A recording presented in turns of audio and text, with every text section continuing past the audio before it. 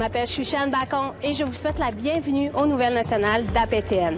Cette semaine, nous sommes à l'école secondaire Otapi de la communauté Atikamekw de Manoane pour la présentation du deuxième rapport sur les enfants autochtones disparus dans les institutions loin de leur communauté.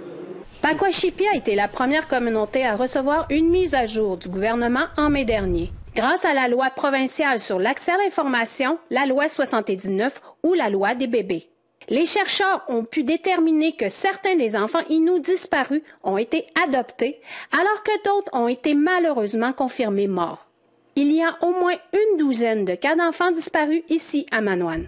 Certains ont disparu lors d'une hospitalisation comme bébé Maxime ou Lauriana. C'est dur de vivre ça, là. Quelques enfants ont été enlevés à la naissance et déclarés morts, comme Violetta. On veut connaître la vérité. Ou les jumeaux Jean-Pierre et Jean-Guy. On ne sait pas si on va trouver justice. Non. Mais trouveront-ils des réponses aujourd'hui? J'ai constaté que vous le faites, là, que vous êtes là, que vous nous écoutez. Puis ça me rend plus forte, là. Je crois maintenant que la vérité va sortir. Puis je me sens soutenue aussi dans nos recherches. Nous sommes ici avec Anne Panasok, la conseillère spéciale auprès du ministre responsable des relations avec les Autochtones et les Inuits. Oui, Madame Anne Panasok. Oui. Miama? Hey, miam. C'est toujours surprenant quand une allochtone nous parle en inou dans notre langue maternelle. Tchinishkemeden. Je ne sais pas comment dire merci. Ben oui, Tchinishkemeden, non, mais je ne sais pas comment on dit bienvenue. Anne, comment vous vous sentez? Deuxième rapport annuel qui est déposé à Manoane, dans la communauté, que vous dites que c'est mobilisé. Oui. Les Atikamekw ont vraiment été le fer de lance de tout ça. Parce qu'ils ont vraiment, il y a déjà plusieurs années, réalisé qu'il y avait plusieurs enfants de perdus, de disparus, mais dans leurs 3 communautés.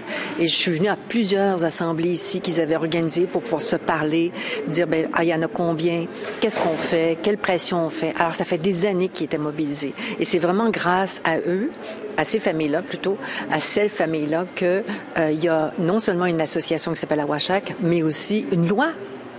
C'est venu de la pression des Autochtones et c'est venu particulièrement des Atikamekw. Alors, je suis très contente, je suis honorée de venir ici parce qu'on leur doit quelque chose. Puis en même temps, c'est triste parce que vous savez, juste à Manawan, on cherche 28 enfants. Juste à Manawan. Et quand, là, dans le rapport, on parle de 120 enfants, mais on sait déjà qu'on est rendu à plus de 130 enfants. Alors, en même temps, c'est triste. Mais ça veut dire qu'il y avait un besoin. Il y avait un besoin d'avoir cette loi-là. Et ça fonctionne. Les familles font confiance. Alors ça, c'est extraordinaire. Mais en même temps, on vient ici, et puis c'est triste parce qu'on dit, voilà, on fait quelque chose pour réparer quelque chose qui n'aurait jamais dû se passer. Ça n'aurait jamais dû avoir lieu. Jamais les enfants n'auraient dû mourir loin de leurs parents sans que la maman les berce, sans que les parents sachent ce qui est arrivé, puissent les enterrer. C'est impossible de penser que ça s'est pu se passer. Et malheureusement, ça s'est passé et ça n'aurait pas dû se passer. On en a quand même entendu parler lors de l'Assemblée, votre départ.